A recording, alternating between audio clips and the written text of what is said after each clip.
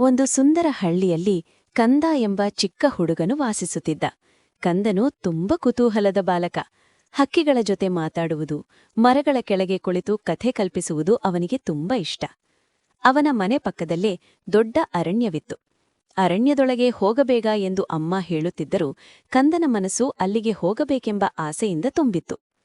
ಒಂದು ದಿನ ಬೆಳಿಗ್ಗೆ ಶಾಲೆಗೆ ರಜೆ ಇದ್ದ ಕಾರಣ ಕಂದನು ಅರಣ್ಯದ ಅಂಚಿಗೆ ಹೋಗಿಬಿಟ್ಟ. ಅಲ್ಲಿ ಅವನು ವಿಚಿತ್ರವಾಗಿ ಮಿನುಗುತ್ತಿರುವ ಚಿಕ್ಕ ಕಲ್ಲನ್ನು ಕಂಡನು. ಕಲ್ಲನ್ನು ಕೈಗೆತ್ತಿಕೊಂಡ ತಕ್ಷಣ ಒಂದು ಮುದ್ದಾದ ಕಂದಗಿಳಿ ಅವನ ಮುಂದೆ ಕಾಣಿಸಿಕೊಂಡಿತು. ಅದಕ್ಕೆ ಹೊಳೆಯುವ ಕಣ್ಣುಗಳು, ಚಿನ್ನದಂತೆ ಹೊಳೆಯುವ ರೆಕ್ಕೆಗಳಿದ್ದವು. ನಾನು ಮಾಯಾ ಎಂದು ಆ ಕಂದಗಿಳಿ ಹೇಳಿತು. ನಾನು ಅರಣ್ಯದ ರಕ್ಷಕ. ನೀನು ಧೈರ್ಯಶಾಲಿ ಮತ್ತು ಒಳ್ಳೆಯ ಮನಸ್ಸಿನವನಾಗಿರುವುದರಿಂದ ನಿನಗೆ ನನ್ನನ್ನು ಕಾಣಲು ಅವಕಾಶ ದೊರೆತಿದೆ. ಕಂದನು ಆಶ್ಚರ್ಯದಿಂದ ಸಂತೋಷಪಟ್ಟನು. ಮಾಯಾ ಅವನನ್ನು ಅರಣ್ಯದೊಳಗೆ ಕರೆದುಕೊಂಡು ಹೋಗಿತು. ಅಲ್ಲಿ ಮಾತಾಡುವ ಮರಗಳು, ಹಾಡುವ ಹೂಗಳು ಮತ್ತು ನಗುವ ಜಲಪಾತಗಳನ್ನು ಕಂದನು ಕಂಡನು. ಎಲ್ಲವೂ ಮಾಯಾಜಾಲದ ಲೋಕದಂತೆ ಕಂಡಿತು. ಆದರೆ ಅರಣ್ಯದ ಮಧ್ಯದಲ್ಲಿ ಒಂದು ಸಮಸ್ಯೆಯಿತ್ತು. ಅರಣ್ಯದ ನೀರಿನ ಹೊಳೆ ಒಣಗಿಬಿಟ್ಟಿತ್ತು. ನೀರಿಲ್ಲದೆ ಪ್ರಾಣಿಗಳು ದುಃಖಿಸುತ್ತಿದ್ದವು. ಮಾಯಾ ಕಂದನಿಗೆ ಹೇಳಿತು, ನಿನ್ನ ಸಹಾಯ ನಮಗೆ ಬೇಕು.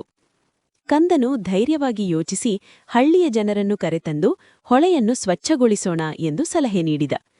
ಮುಂದಿನ ದಿನ ಕಂದನು ತನ್ನ ಸ್ನೇಹಿತರೊಂದಿಗೆ ಹಾಗೂ ಹಳ್ಳಿಯವರೊಂದಿಗೆ ಅರಣ್ಯಕ್ಕೆ ಬಂದನು. ಅವರು ಕಸವನ್ನು ತೆಗೆದು ಮರಗಳನ್ನು ನೆಟ್ಟರು. ಕೆಲವೇ ದಿನಗಳಲ್ಲಿ ಹೊಳೆ ಮತ್ತೆ ಹರಿಯಲು ಆರಂಭಿಸಿತು. ಅರಣ್ಯ ಸಂತೋಷದಿಂದ ತುಂಬಿತು.